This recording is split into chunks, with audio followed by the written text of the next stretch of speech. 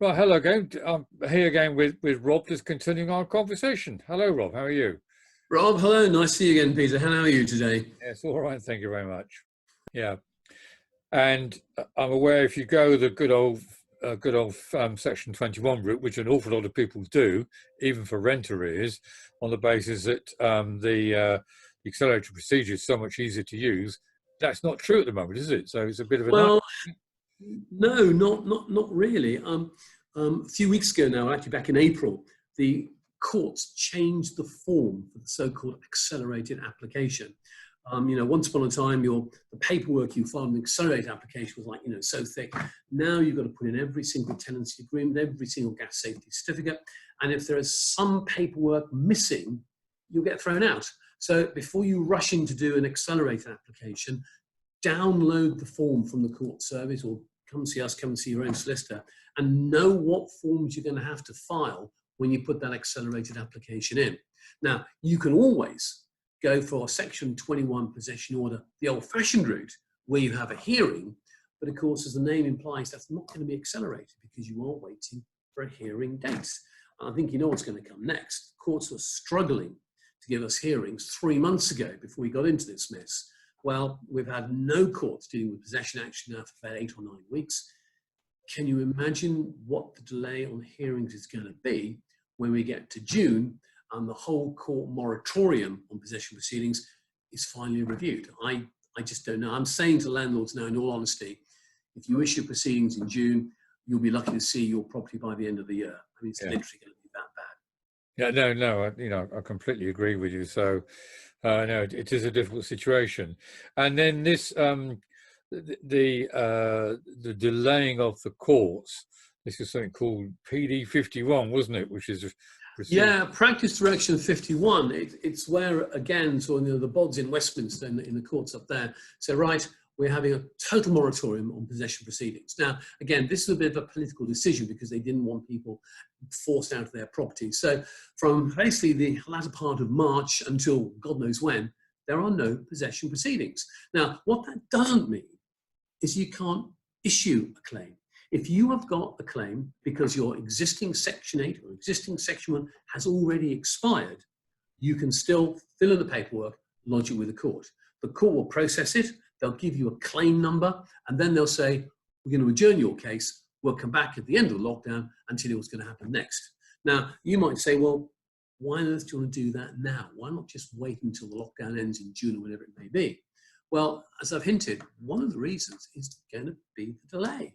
If you issue now, you may not be at the head of the queue when they start giving out hearing dates, but you'll be pretty near the top, I would hope. Because I suspect come the end of the lockdown, and we'll talk about that in a minute, I think the court's going to be inundated with people filing applications, filing claims to get their properties back. And it's going to be, it's going to be difficult.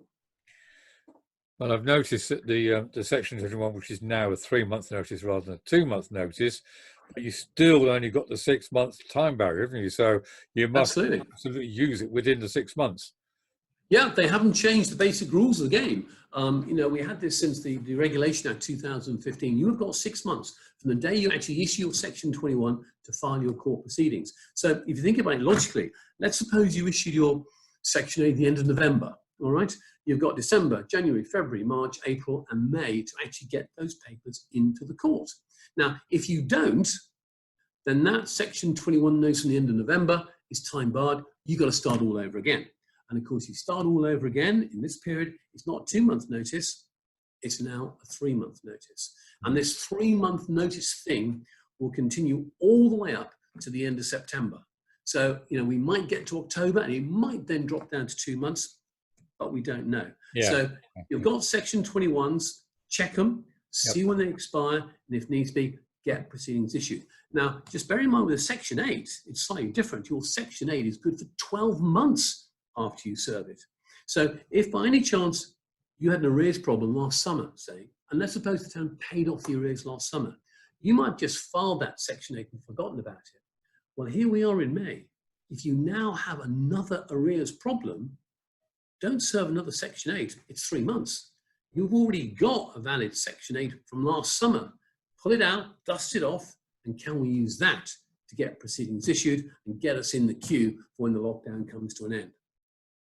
Well, a very good bit of advice, that one. So worth having this chat just for that alone.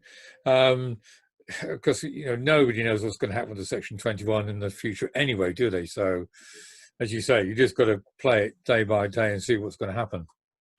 Yeah, absolutely. I mean, Section 21s are up for grabs. I mean, the government has said we don't like them. They are going to go. When they're going to go, we just don't know. But there'll be something similar, I would imagine, to help get the properties back for landlords who really do have to sell. And one of the things you mustn't forget is an awful lot of money has been loaned by commercial institutions on the back of an AST. And those institutions know they can get their property back if they need to. Well, there'll be a lot of pressure, I expect, from city institutions to have something similar to a Section 20, perhaps a bit more constrained, but something similar. It won't just be scrapped overnight. Yeah, because what we recommended to government, I don't know if it's ignored or not, probably was, but we recommended a varying time. So if the tenant had been in the property 6 months, then it was a 2-month notice. If they've been there a year, 3-month notice. If they've been there 5 years, 9 months, you know, just make it longer and longer. Yeah, that is a really sensible compromise. But I have to say, Peter, I'm not sure government is too sensible these days. You know, the problem we've got is housing ministers come and go at a rate of knots, and I'm not sure anybody in the Ministry of Housing, as we now call the Ministry of Housing, has ever been a letting agent, ever been a landlord. No. Well, the current housing minister doesn't have any background in lettings whatsoever. I don't think the housing secretary does either. At least we've had the housing secretary for a couple of years. So. True. Which must be a bit of a miracle so far. Right, that's all good stuff, Rob. So good to see you. Bye for now. Cheerio and stay safe.